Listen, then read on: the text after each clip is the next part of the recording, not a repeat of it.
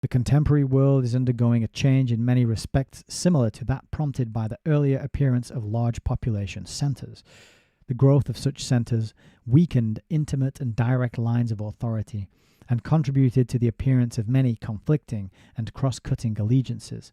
A typical city dweller identifies himself simultaneously with a variety of groups: occupational, religious, leisure, political, and only rarely operates in an environment that is exclusively dominated by a single system of values and a unilinear personal commitment. Global polities are acquiring some analogous characteristics. Nations of different sizes and developmentally in different historical epochs interact, creating friction, variable patterns of accommodation, and changing alignments.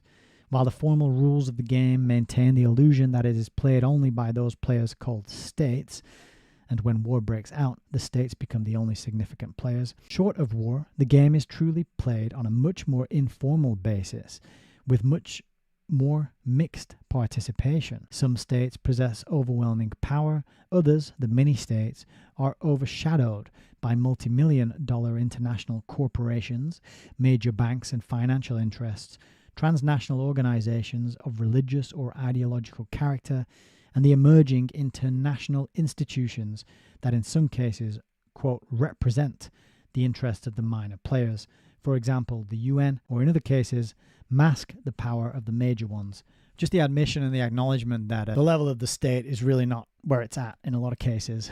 It's not where the game's played. That's what he said. The methods for coping with international conflicts are hence becoming similar to those for dealing with urban discord. A characteristic feature of concentrated humanity is the routinization of conflict. Direct violence becomes increasingly regulated and restricted, and ultimately comes to be considered as a deviation from the norm. Organized mechanisms in the form of uniformed, salaried personnel are established to confine violence to socially tolerable limits.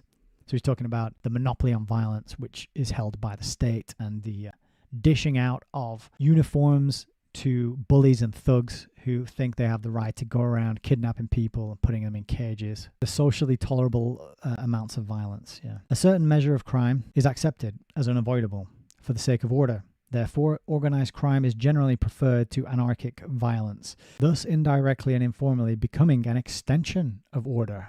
Right. Okay. Again, that is another quite an astonishing admission there.